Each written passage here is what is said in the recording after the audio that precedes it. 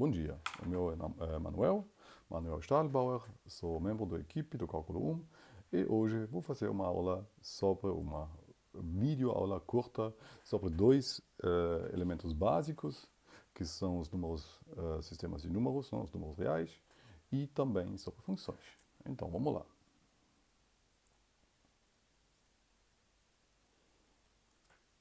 Então, o primeiro objeto que vamos definir aqui é um objeto natural, que chama-se números naturais. Ou seja, os números naturais são os números 0, 1, 2, 3, 4, 5 e adiante. Então, a notação na matemática é assim. Isso é o símbolo para os números naturais. Aqui tem um símbolo que chama-se definido como. Não? São os dois pontinhos com o símbolo de igualdade. Isso significa só que agora esse n é é de fato o conjunto dos números naturais. E uma coisa ainda mais importante, de fato, do que só ser um conjunto, os números naturais têm duas operações, não? A adição e a multiplicação. Além disso, isso é importante para a definição de números inteiros e racionais. Os números naturais satisfazem a propriedade de cancelamento, ou seja, dado três números naturais, e vamos supor que x e z são conhecidos e y não é conhecido.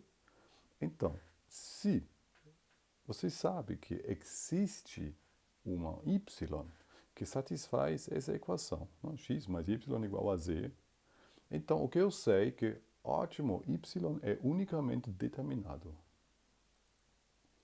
Não? A mesma coisa vale para o mesmo efeito se tem no caso de um produto. Aqui você tem que, se você sabe que x vezes y igual a z, não é? X é z dado, y não conhecido, você sabe que y é unicamente determinado, não? Com a condição adicional que x deve ser não nulo.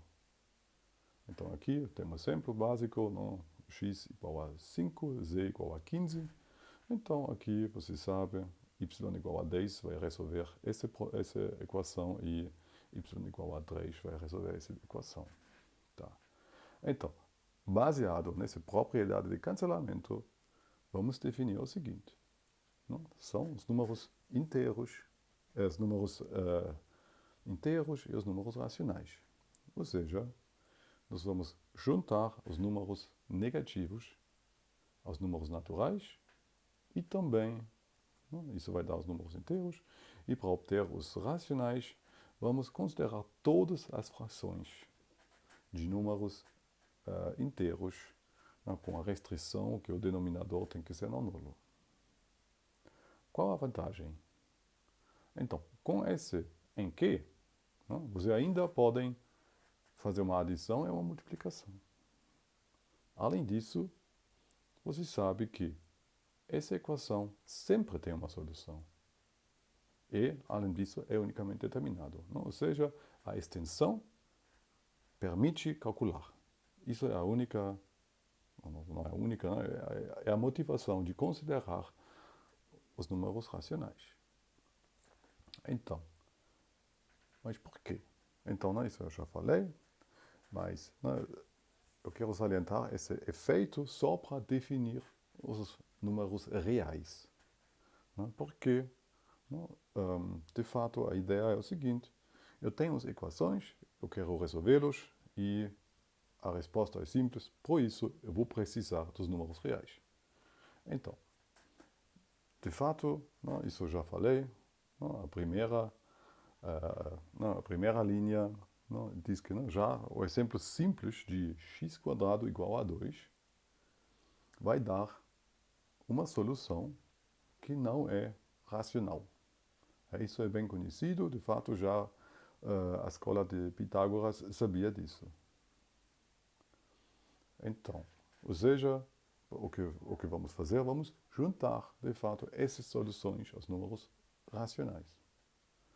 Então, aqui tem um probleminha. Não? Do ponto teórico, você quer entender todas as possíveis elementos que você tem que juntar. E, de fato, isso demorou muito, não? Mais do que 2000 anos. E, de fato, uma definição própria dos números reais só chegou mais ou menos um pouco depois do 1800. Houve várias construções, mas, então, só para ver que isso também é, teoricamente, um assunto não trivial. Mas, para defini-los, tipicamente você vai usar limites. Vocês ainda não sabem o que é um limite, mas eu já posso dar um spoiler dizendo que, olha, limites são super importantes. Porque se você sabe o que é um limite, você pode definir ou falar sobre quantidades ou propriedades, sendo como a continuidade ou a diferenciabilidade. Esses dois objetos são super importantes para tudo, para modelar tudo, para por exemplo, uma aplicação que você vai ver todo dia, né, é a previsão do tempo. A previsão do tempo é feita através de um sistema de equações diferenciais. E então você já está vendo isso, não, sem diferenciabilidade, sem os números reais, você não pode fazer isso. Então, aqui, para deixar o R não totalmente em branco, eu vou fazer uma definição. É uma definição meio roubada, mas nessa situação é melhor fazer assim. Então, os números reais são definidos como sendo todos os números com uma expansão decimal. Não? Ou seja, todas expansões decimais de números. Não? Você tem aqui o n, só para dar um exemplo, n igual a 10, d1 é 1, d2 é 1, etc, etc. 10,1, 2, 3, 1, 0, 0, etc. Tá bom? E de fato, de um jeito, isso já os indianos sabiam disso. Então, vamos lá. Para tratar os números reais, também tem uns subconjuntos importantes dos números reais. Né? Isso é bem simples, né? Que são os intervalos. E aqui tem, de fato, 4 tipos. Então vamos falar primeiro sobre o intervalo que chama-se fechado, que são todos os números entre A e B, incluindo A e B. Então, além disso, tem aqui os intervalos abertos, né? Quase o mesmo. Né? Você tem todos os elementos entre A e B, mas, como aqui você tem só um menor, e não um menor ou igual, você sabe que A e B não estão incluídos nesse intervalo aberto. Além disso, tem duas versões mistas. Uma chamam-se de semi-abertos ou semi-fechados, tanto faz. Né? Aqui tem onde o A é incluído, o B não, e vice-versa, o A não é incluído, mas o B é. Então, vamos lá. Isso são os sistemas dos números e mais um objeto muito importante são as funções. Então, o que é uma função? A definição abstrata é a seguinte. Dado dois conjuntos, A e B, vamos falar que f é uma função de a B se f é uma regra que associa a cada elemento de A um único elemento em B. Então, isso está escrito aqui. E vamos fazer um exemplo clássico. Então, vamos definir primeiro o conjunto A, que aqui é o intervalo menos 1, 4. Não é? O intervalo que vai de menos 1 a 4.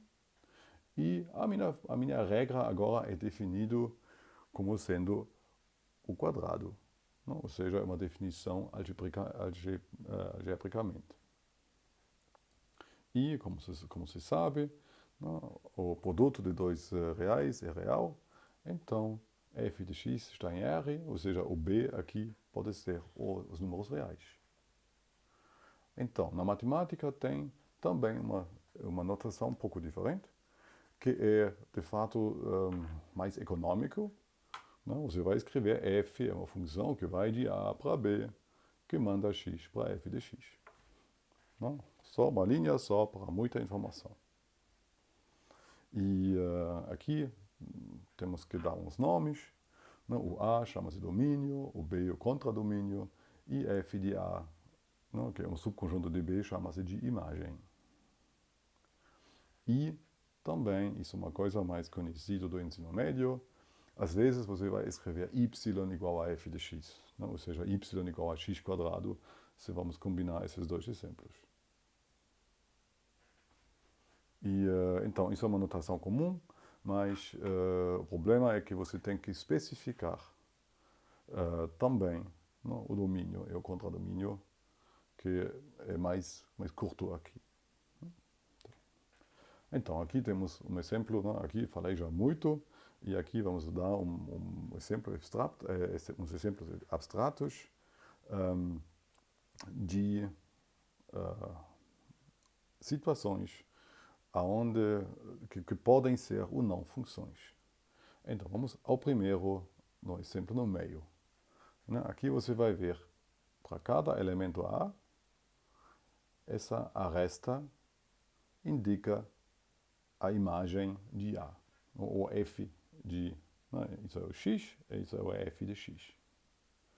Então, aqui você está vendo, cada elemento aqui tem uma aresta saindo, ou seja, cada elemento x aqui em A tem um único elemento em B. Então, para dar também não exemplos, ou seja, né, umas relações que não são funções, temos aqui uma situação onde você não tem uma função, porque esse elemento aqui, o x, aqui tem duas possíveis imagens. E então isso não pode ser uma função. E aqui também temos aqui um elemento que não tem imagem, ou seja, aqui também não temos uma função. Então, agora vou explicar como definir funções. A primeira versão que vou apresentar é a versão explícita.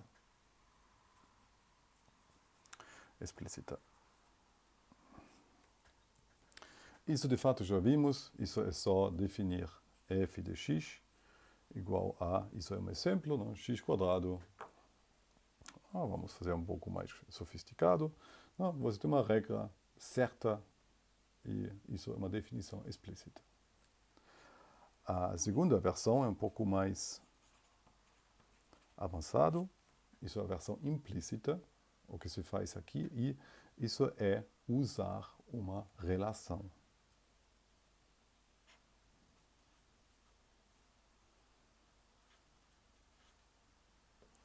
Aqui eu vou fazer um exemplo. O exemplo é assim: a relação é x quadrado mais y quadrado igual a 1. Então, uma função implícita,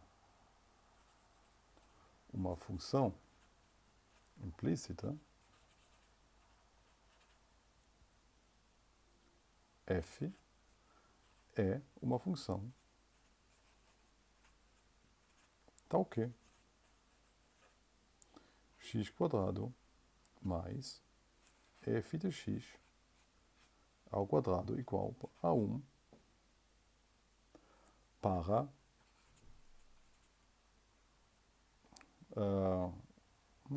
um domínio para x em A. Aqui, porque isso chama-se de função implícita, porque a função y de x é dado, não é dado explicitamente, como assim, mas aqui é dado implicitamente, só por uma relação.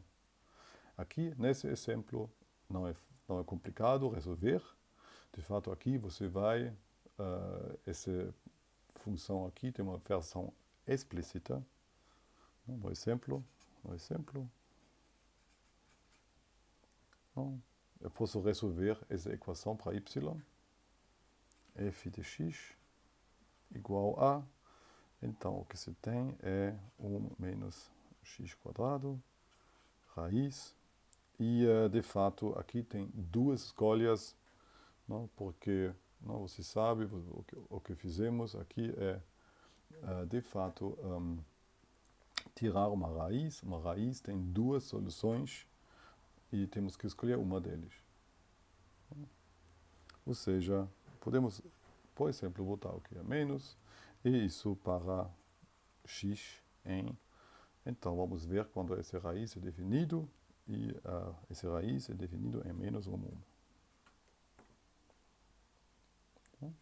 Então, e de fato, se você vai pensar um pouco sobre o exemplo, você vai ver que essa equação aqui é a relação que define um círculo.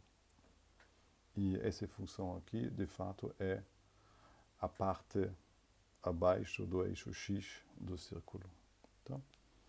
Então, a terceira versão é graficamente.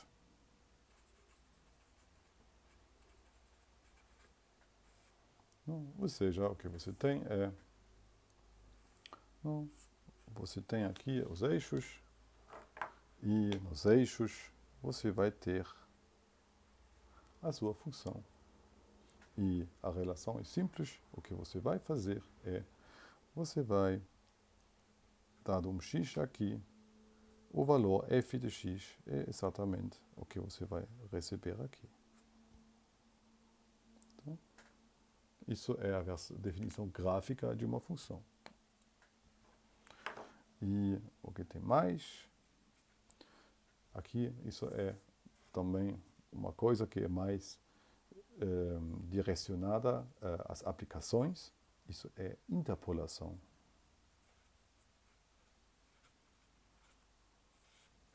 Então, o que acontece aqui, vamos supor que você tem uns dados conhecidos. Não? Por exemplo, aqui, vamos botar... Tá? Aqui, isso são valores conhecidos.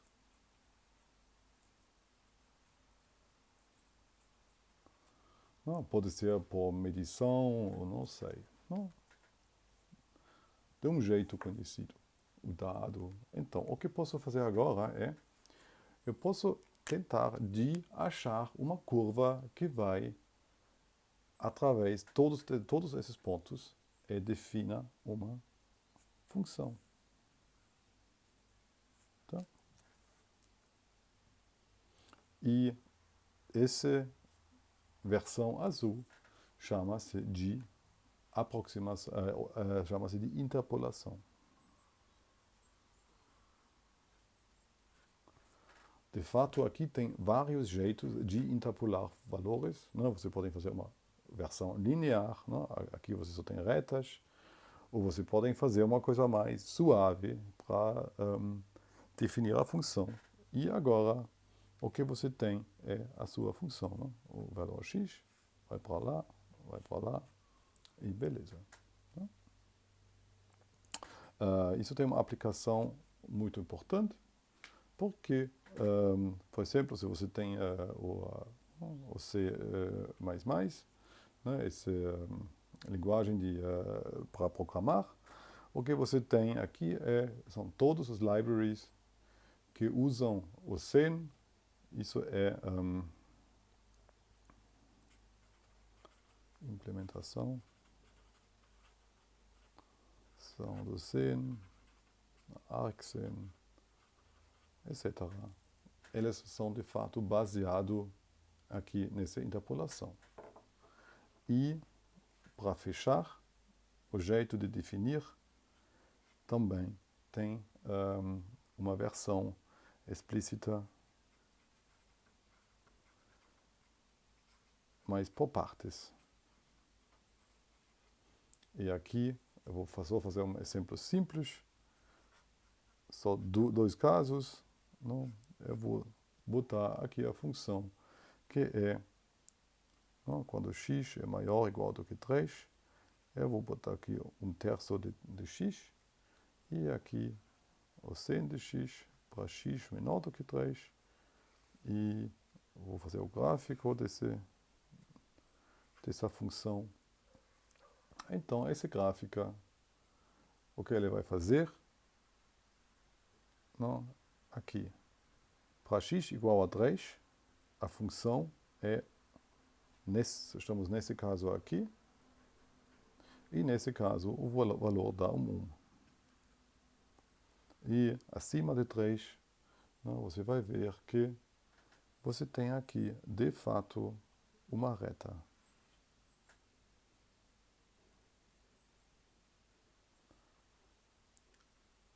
Além disso, abaixo de 3, você tem aqui um seno. Então, o que vai fazer o seno? O seno vai fazer uma onda completa de 0 até 3,1/4, não? O π. Ou seja, o seno aqui vai mais ou menos parar um pouco antes.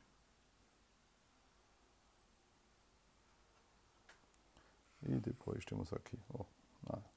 Isso não foi tão bonito não, mas aqui acho que é razoável, tá? Então aqui você tem a sua função que tem duas partes. Em cima de 3 uma reta, abaixo um seno. E isso é muito útil, essa definição por partes para definir funções. Então, agora vamos fazer uma definição um pouco mais sofisticada para chegar às funções inversas. Então, por isso vamos fazer o seguinte. Ao primeiro vamos chamar uma função de sobrejetor se a imagem de A é igual a B. Ou seja, qualquer elemento em B tem uma pré-imagem em A. Além disso, chama uma função de injetor se f de x igual a y, se somente se x igual a y. Ou seja, você pode dizer equivalentemente que se x e y são distintas, então f de x é distinta a f de y. E a terceira definição diz que uma função chama-se de bijetor se injetor e sobrejetor. Aqui tem um exemplo simples. Vamos botar a função quadrado definido em menos 1. O problema aqui é que 1 menos 1 tem os mesmos valores. Não? Ou seja, 1 quadrado igual a 1 igual a menos 1 ao quadrado. Ou seja, a função não pode ser injetor. Do outro lado, temos que x quadrado sempre é positivo. Ou seja, não vamos alcançar valores negativos. Ou seja, aqui não vamos cobrar todos os números reais. Ou seja, a função não pode ser sobrejetor. Mas, do outro lado, isso vamos ver daqui a um pouco, num exemplo um pouco mais sofisticado, se vamos mudar domínio e contradomínio, essa função, de fato, é bijetor. Ou seja, em particular, essas definições relacionadas à injetoridade e sobrejetoridade, de fato, dependem do domínio e do contradomínio. Então, vamos lá. A vantagem de uma função bijetor é o seguinte. Ou seja, para qualquer função bijetor existe uma função inversa. Mas qual é a função inversa?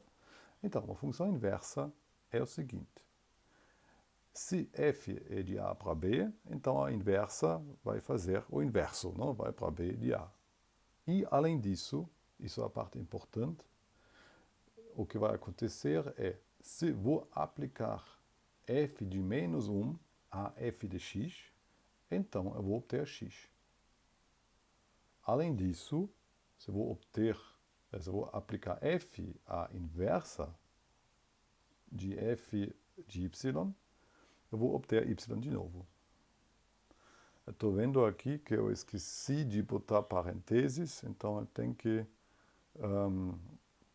desculpe, botar aqui uma parêntese a mais. Isso não é muito visível não, mas tá. Desculpe por isso. E aqui também. Volta.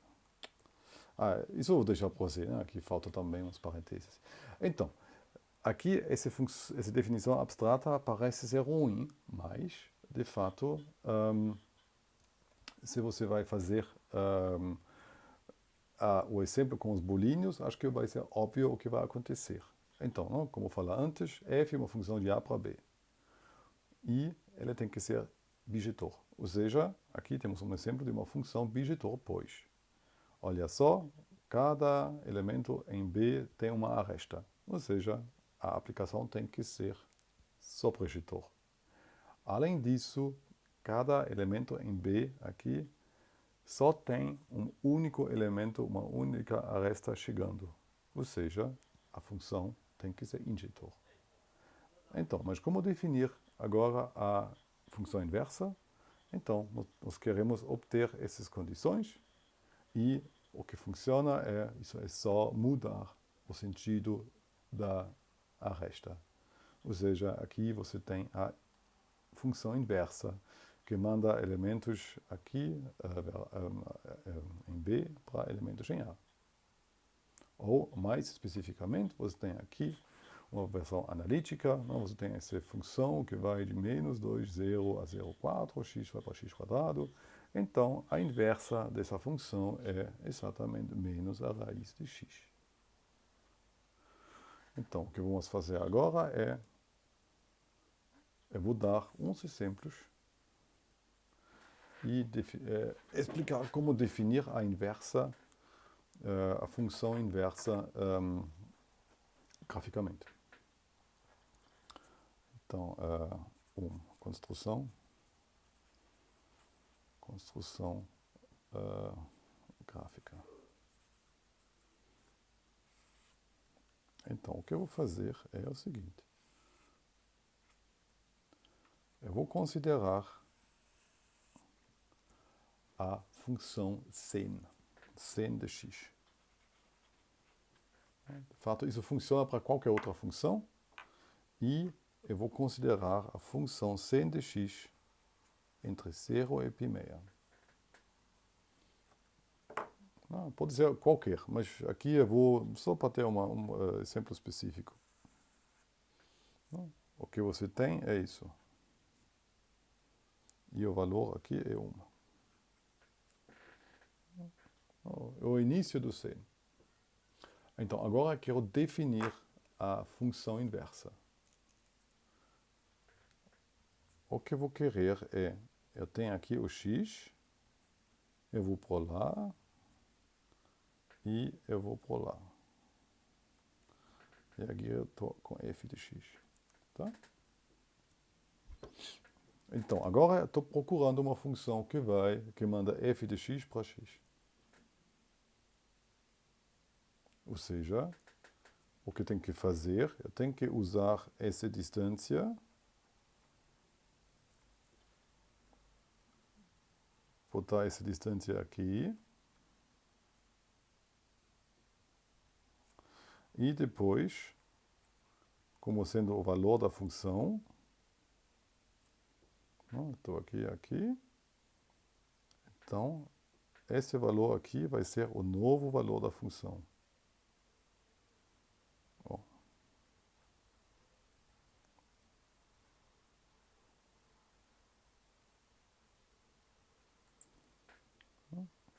Ou seja, esse valor aqui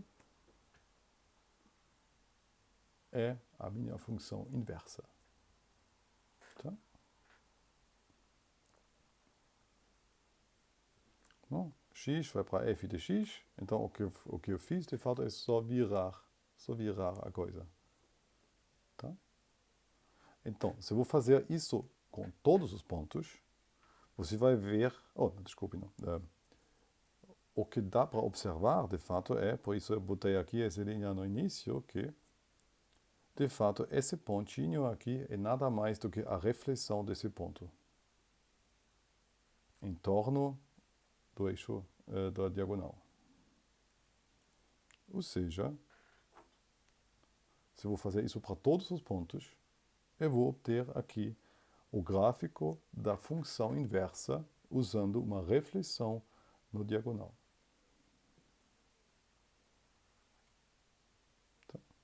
E então o que se tem, né? Aqui temos 1, e aqui temos π6. Tá bom? aqui uma reflexão no diagonal.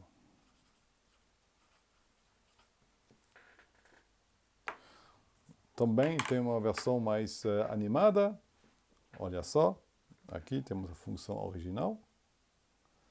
Levando x para f de x. Vamos. Não? X para f de x.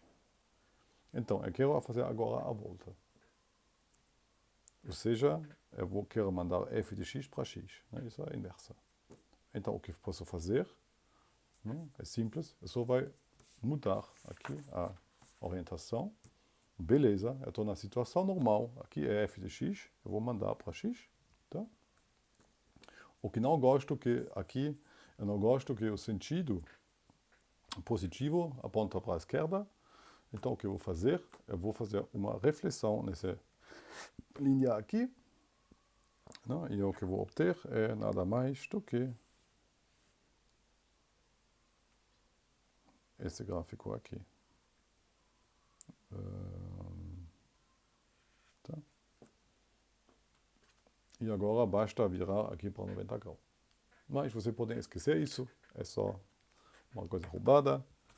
Tanto faz. Importante é você podem obter a função inversa através de uma reflexão na diagonal. E essa função inversa aqui chama-se de arcsen de x.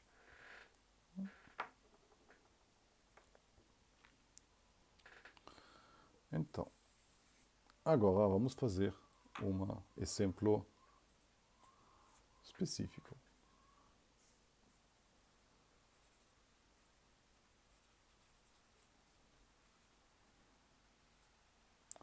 Esse é um exemplo analítico.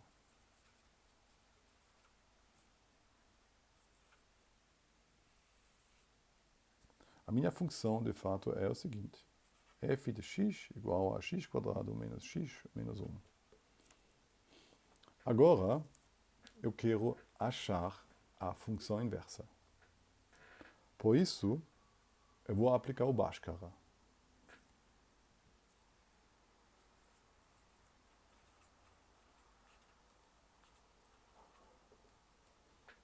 Então, o que tem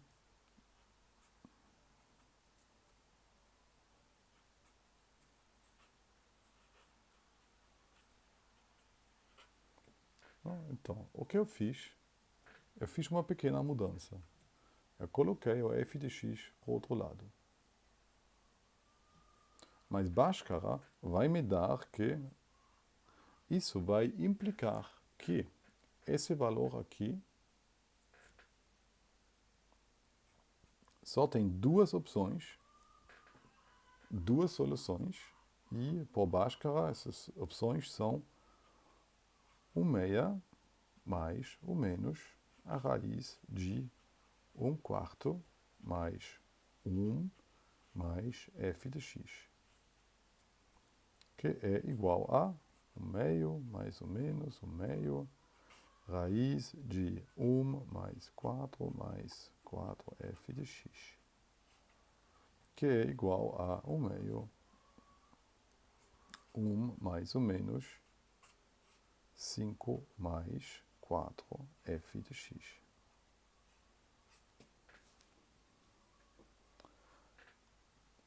Mas isso é bom, porque o que se tem aqui é, olha só, aqui nós temos o exemplo x, f de x.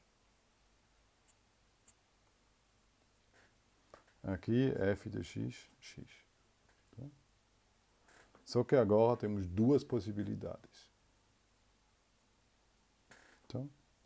Então, eu vou definir, define g de x igual a 1/2, a versão positiva,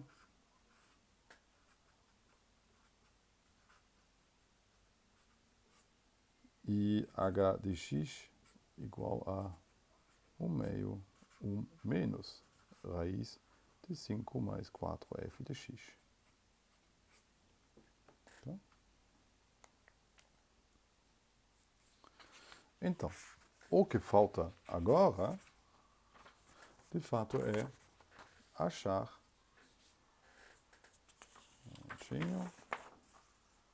ou decidir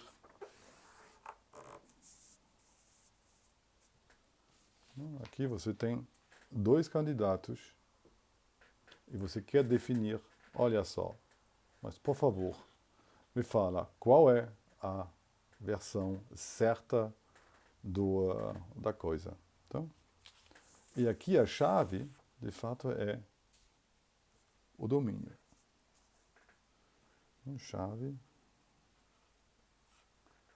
domínio de F.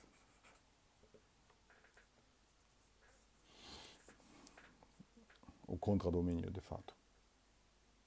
Então, vamos lá. F de x igual a x quadrado menos x menos 1. Eu quero entender a função.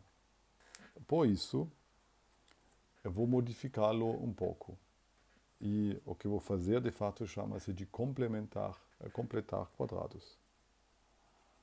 Completar quadrados. Então, o que é isso? Não, eu vou tentar de achar uma fórmula binomial dentro dessa expressão, que de fato, nesse caso, é, você sabe, x, a mais a menos b ao quadrado é a quadrado menos 2ab menos b quadrado. Então, se eu vou fazer isso aqui, eu vou aqui escolher somar 1/4. Eu vou tirar de novo. Tá? Então, mas isso é bom, porque isso de fato é uma fórmula binomial. Tá bom, então, mas isso é o seguinte, olha só, aqui temos um quadrado menos uma constante. Esse quadrado aqui sempre é maior ou igual do que zero. É zero somente se x igual a 1/2. Ou seja, o mínimo de f, o único mínimo de f de x é f 1/2 igual a menos 5/4. Tá? Ou seja,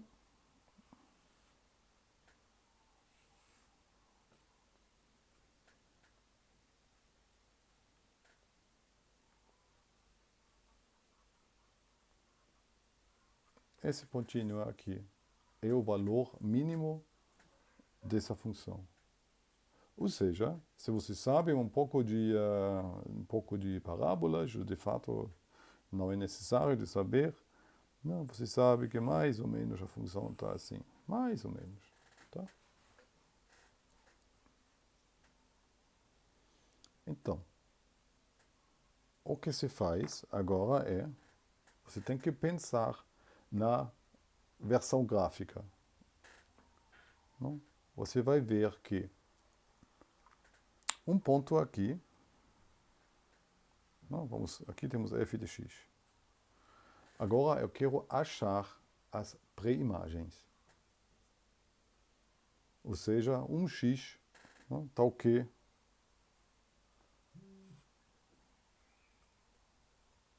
vamos chegar lá. Infelizmente, eu posso achar um x assim ou também assim. Tá? Ou seja, tem dois valores distintos, cujo valor é f de x. Então, óbvio que a nossa ideia de só virar a orientação das arestas não funciona. Mas como resolver? Então a solução é fácil. O que eu vou fazer? Eu vou cortar aqui no meio.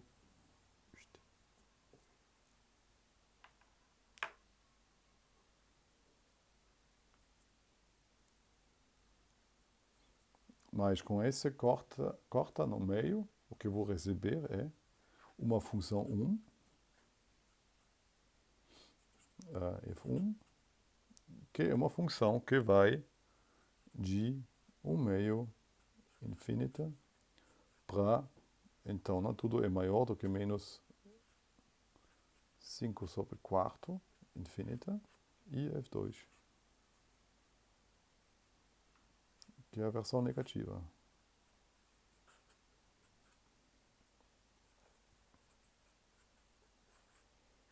Não? Ou seja, eu separei a coisa aqui em 2. E, além disso, com esse negócio, agora podemos concluir que, não, de fato, não basta de dar uma olhada aqui. Olha só, aqui só tem valores que são maior, não, as imagens aqui, né, isso sempre é positivo. Ou seja, tudo isso sempre é positivo. Do outro lado, aqui, o que eu tenho é esse valor sempre é positivo, mas quando esse valor é maior do que 1, tudo isso vai virar negativo. Então, agora só pode ter uma possibilidade, e essa possibilidade é a seguinte, que, olha só, aqui são os valores positivos, ótimo, eu sei que f1 menos 1 é exatamente esse. E f2 menos 1 é igual a h. Então aqui eu posso fechar. Então agora eu posso fazer uma revisão, uma curta revisão. O que fizemos é o seguinte. Ao primeiro falamos sobre os números reais. Por quê? Então só para ter a possibilidade de ainda resolver mais equações. E definir limites, continuidade, diferenciabilidade. Depois falamos sobre funções. Então, funções são uma coisa abstrata, que, dado A e B, qualquer elemento em A tem um único elemento em B. E falamos sobre as possibilidades de defini-las. E, finalmente, falamos sobre a função inversa. E essa função inversa é uma função que vai, se você vai fazer uma composição de f com a função inversa, você vai obter a identidade. Nesse caso, a função inversa, você pode defini-la graficamente, como aqui, ou, às vezes, isso é só às vezes, tem uma solução explícita usando, não sei, uns truques da matemática para chegar aqui numa solução desse jeito, né? Aqui ou aqui. Então, espero que consegui explicar um pouco desses assuntos e obrigado pela atenção.